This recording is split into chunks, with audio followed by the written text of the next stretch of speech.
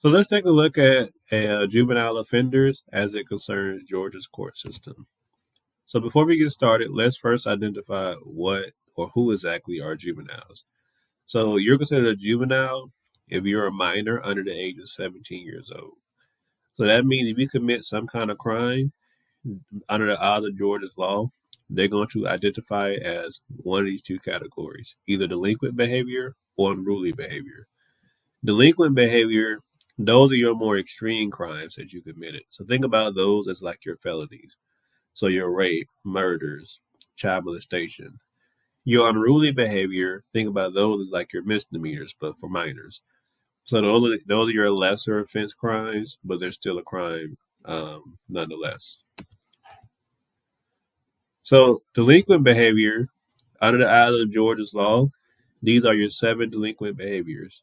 You have murder, voluntary manslaughter, rape, sodomy, child molestation, sexual battery, and an armed robbery with a firearm. If you commit any of these seven crimes, delinquent crimes, then 9 times out of 10, they will charge you as an adult because these are some extreme crimes to be committing at a young age.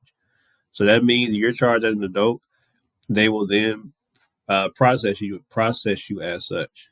So that means you'll go in the actual courtroom adults go to. You'll have a jury decide your fate, things of that nature. Now, your unruly behavior, this is like your little minor offenses like skipping school, driving without a license, possession of cigarettes, alcohol. So basically, depending on what it is you did, you might get something as small as like treatment, rehab, get released back to your supervision, your parent or guardian. If it's a more extreme case, they might put you in a juvenile detention center for a little bit.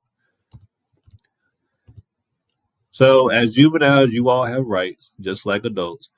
Now, the only difference is you all have a parent or guardian a bit more involved in you all's case as opposed to an adult.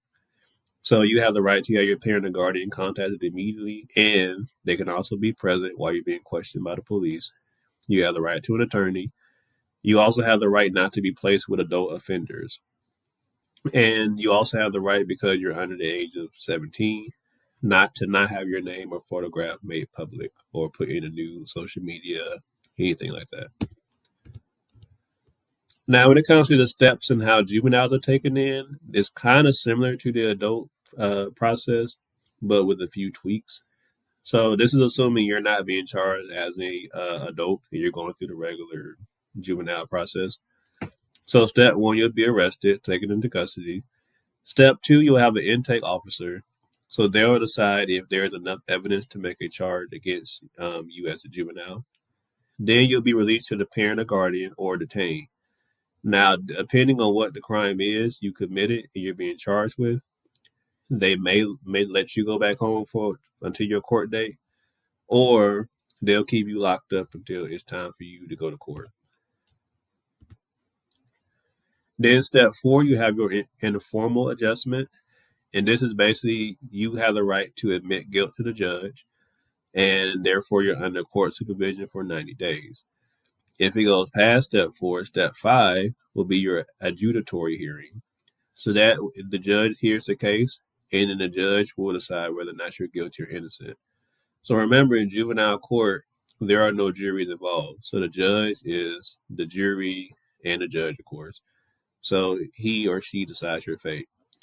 Then step six will be a disposition hearing.